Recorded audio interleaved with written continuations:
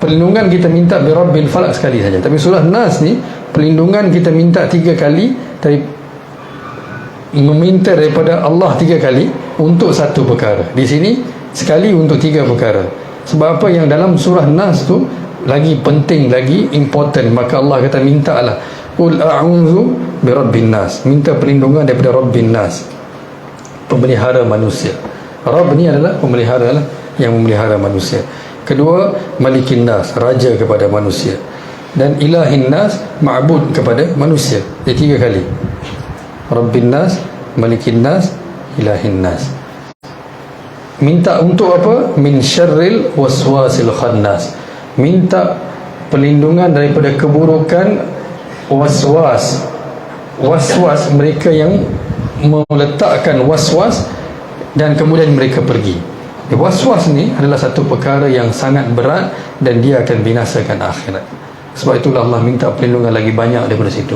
Orang yang dah mula waswas ni, dia tak boleh solat dah, dia tak akan solat, dia akan macam-macam lah. Dia kata, buat apa saya solat, buat apa saya sujud, buat apa saya puasa, apa gunanya kan.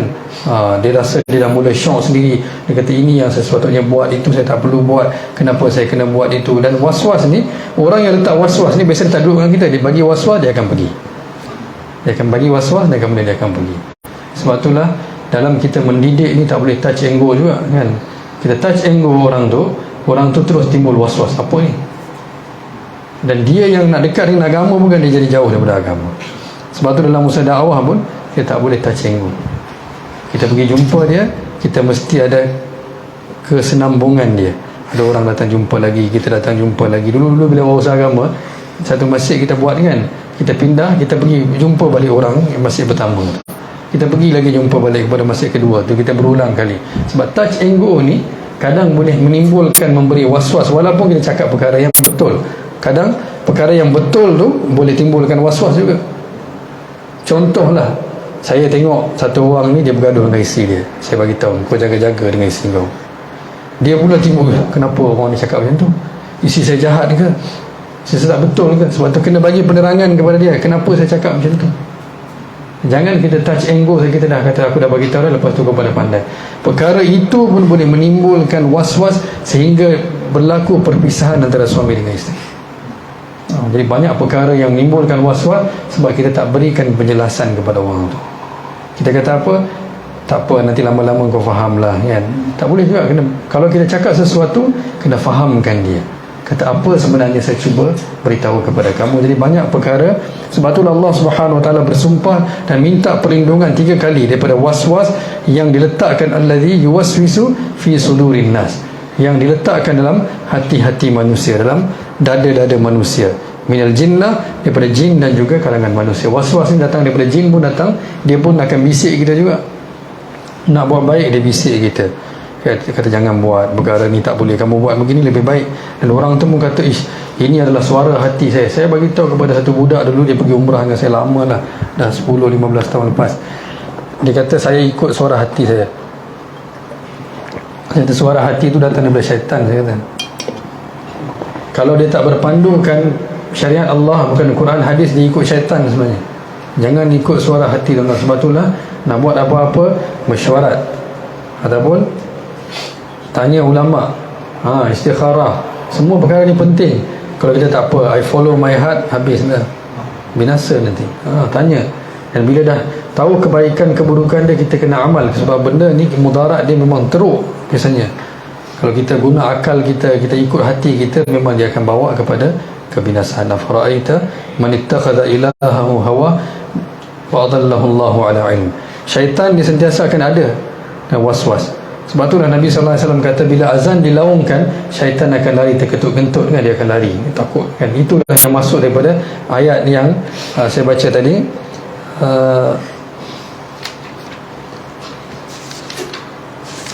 Khannas, itulah masuk khannas. Dia letakkan was-was, kemudian dia akan lari.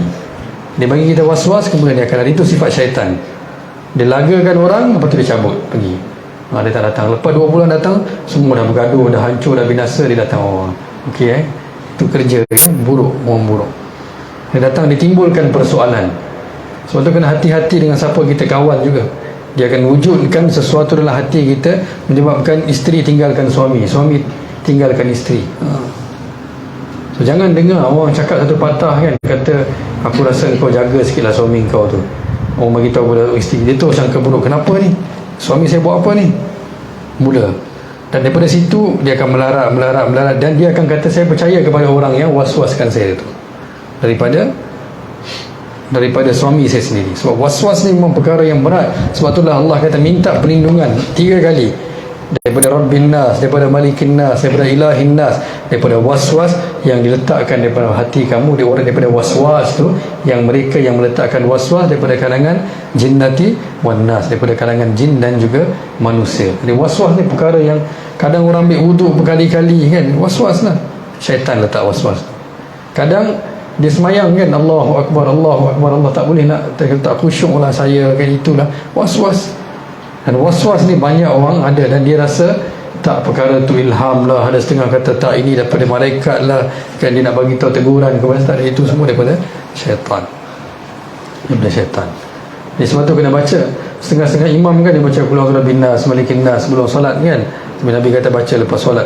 Jadi was-was ni memang dia akan letak dalam hati kita. Sebelum kita solat pun dia letak, lepas kita solat pun dia letak. Semua sentiasa. Kita puasa pun dia kata apa guna kau puasa, baik kau makan je kan. Setiap perkara kita buat keluar jalan Allah pun dia letak was-was. Dia kata untuk apa, dia kata untuk apa kau keluar, tak payah keluar lah. Orang nak buat kebaikan, nak bagi sedekah, dia kata buat apa kau rugi ni. Syaitan letak ni, itulah was-was.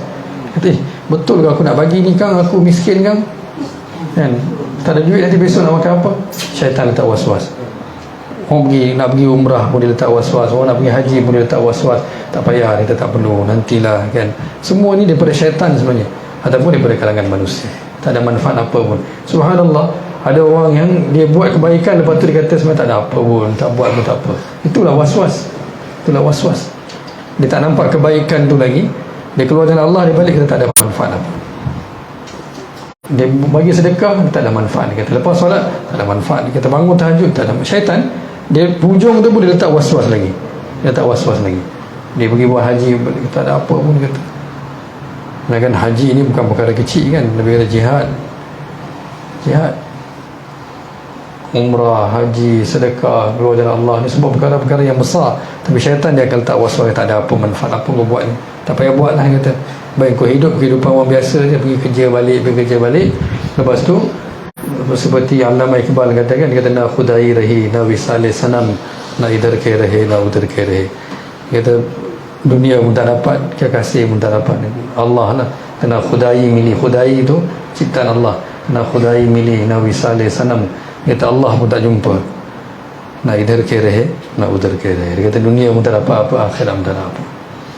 Kerja, nak hidup seperti mana kata orang biasa, pagi pergi kerja, balik kerja petang, rutin life kan. Semua ni kata buat apa kita nak korban untuk agama, buat apa kita nak bagi masa untuk agama. Semua perkara ini syaitan yang letak was-was. Sebab itulah kena minta hari-hari, ya Allah, aku meminta perlindungan daripada Rabb aku, daripada Malik aku kan? Daripada Raja aku, daripada Rabb aku, pemelihara aku, dan juga daripada Ilah aku yang aku sembah. Daripada apa? Daripada was-was yang diletakkan oleh mereka yang tak was-was, daripada kalangan jin dan juga manusia.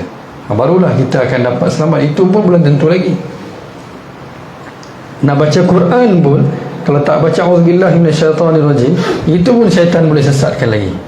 Tengah-tengah baca Quran tu pun, tengah baca Quran tu. Sebab tu kata Quran ni, ramai orang juga yang baca Quran tapi sesat.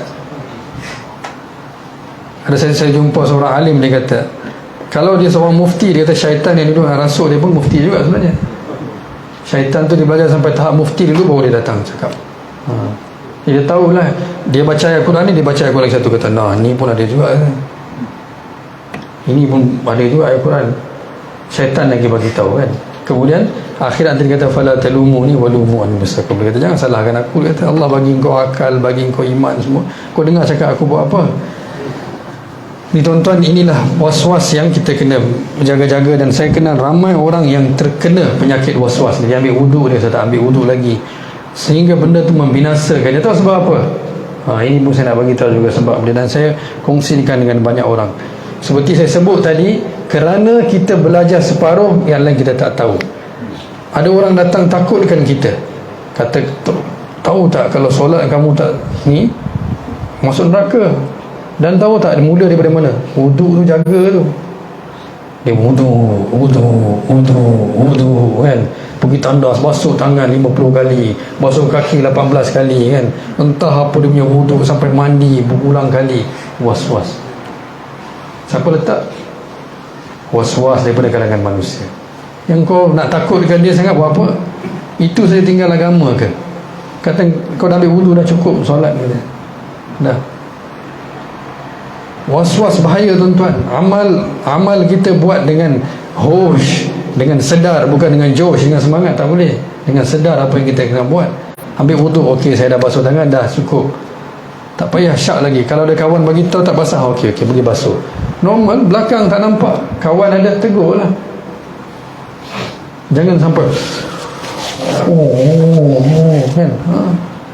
Sebab tu kata air sikit pun cukup untuk wudu sebenarnya, asalkan tak ada was-was.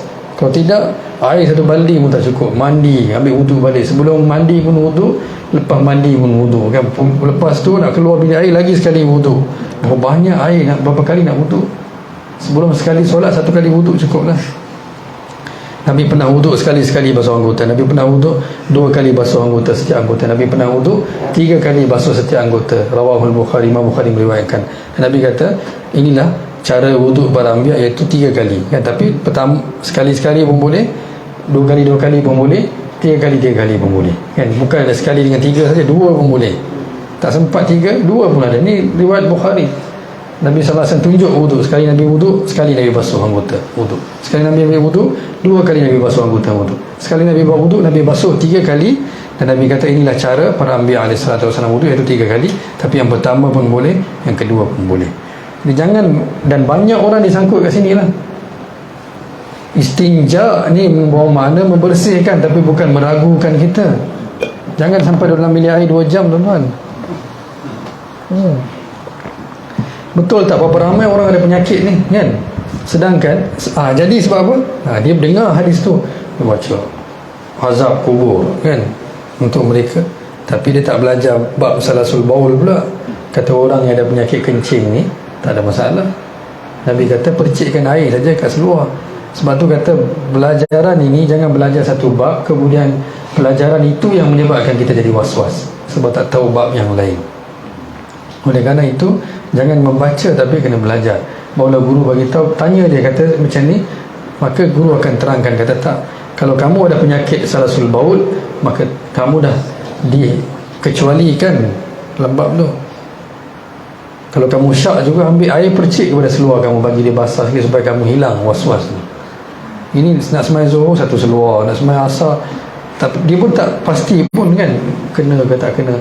Jadi banyak perkara yang Allah Subhanahu Wa Taala berikan kelonggaran. Yang azab tu adalah bila mana seorang itu dia tak jaga langsung kan, dia main kencing je, dia bangun dia pergi macam tu saja, dia tak fikir nak cuci, tak ada apa, itu maksudnya. Tapi bukan bermakna kalau dia dah cuci sampai berjam-jam. Banyak orang saya kenal dalam hal ni yang mereka terkena penyakit ini. Jadi semoga Allah pelihara kita lah daripada penyakit was-was ni. InsyaAllah minggu depan kita sambung. Dan ini bacalah 2 surah ini dalam masa yang sama. Selalulah rujuk kepada mereka yang mengetahui sebelum kita ditimpa penyakit was-was. Saya pesan kepada semua, lelaki maupun wanita, kalau dengar sesuatu daripada mana-mana guru, tanya dengan jelas apa yang dia sampaikan. Jangan kita buat kesimpulan sendiri kemudian kita terus jadi tak betul kan. Kita kata, oh, saya rasa macam ni, dah habis cerita. Inilah sebenarnya. Bila dengar hadis Nabi SAW pun tanya juga balik, kata apa penjelasan kepada hadis ini, apa mafhum hadis ini, dan setakat mana yang mana Nabi SAW beritahu dalam hadis ini. Jangan kita pula jadi seperti orang yang tak betul kan, kita rasa saya seorang lah yang kena buat macam ni macam tu kan. Sedangkan Nabi SAW, sahabat tunjuk ada 1 baldi air kan, dia kata ni boleh mandi wajib. Ada orang zaman tabi'in kata 1 baldi mandi wajib mana boleh. Maka dia kata, dan tabi'in ni kata sebab saya berbulu, saya banyak bulu, mana cukup, rambut saya lebat, badan saya berbulu, perlu air banyak. Maka dia kata Nabi SAW lagi banyak rambut, tapi Nabi boleh mandi dengan air sebanyak ni. Kita berbaldi-baldi mandi tak selesai mandi wajib lagi kan? Sebab dan timbul was-was lagi kan, betul ke, dah mandi ke, dah ini. Demi Allah, ramai orang ramai orang sebenarnya bukan ada gangguan, tetapi ramai orang ni penyakit was-was sebenarnya. Bukan kena gangguan, was-was. Dan was-was datang daripada siapa? Daripada syaitan. Dia rasa macam saya yang tak sihat, saya yang tak betul, saya yang tak ini, saya yang tak itu, kan orang lain semua okey. Ini semua was-was, tuan-tuan. Ini semua was-was. Yang ada sakit jantung tiba-tiba kan, tapi mungkin betul lah, yang bukan tak ada. Tapi ada orang yang sakit jantung lagi teruk dah tu, kan? Tak, saya bagi tahu lah, bukan saya nak kata kepada siapa. Benda tu berlaku. Macam saya pun kadang-kadang kita rasa macam, oh, ni masalah besar, dan orang lagi banyak masalah pun ada, kan? Saya sendiri macam tu kadang. Sebab itulah was-was yang syaitan letak dalam telinga kita, dalam hati kita, kan? Fi sudurin nas dia letak. Kadang manusia letak, kadang syaitan letak. Lepas tu kita pula baca pelbagai teori pula sekarang di zaman media ni. Kalau kamu macam ni, kalau saving kamu dalam akaun zero, kamu ni memang lupakanlah hidup selepas tu. Tanya Afif, and forget about life. You are going to die soon. At least kena ada hibah dulu. Walaupun saya cakap, tapi saya sedang promote dia tau. Sebab tu dia kena bagi commission kat saya. Cakap kan, make sure ada cukup enough saving, kan. Orang lain mati ada juta-juta, aku mati tak. Tuan-tuan, orang dah mati tu, dia pernah datang kembali tak? Dia pernah bagi tahu kepada kita tak? Dia menyesal tak tinggal harta. Kebanyakan orang akan menyesal dia tinggalkan harta. Dia akan menyesal kalau dia tinggalkan harta. Tak payah tinggal apa-apa, tuan-tuan, tak apa. Lagi mudah Allah hisab. Lagi banyak kamu tinggalkan, lagi berat hisab Allah SWT. Ya, tak payah tinggal apa pun, tak apa. Ada semua belanjakan, bagi orang fakir makan, bagi orang miskin makan, bantu orang lain, langsaikan hutang. Apa kita boleh buatlah kebaikan. Tak payah simpan kan. Nanti kan Afif kata saya tak bantu dia hibah pun, kan. Tak apa, hibah tu hibah lah, kan. Tapi dalam perkara yang sama, dalam masa yang sama, kita kena fikir bahawa kita yang kita nak hantar untuk akhirat, bukan nak tinggalkan di dunia, insya-Allah.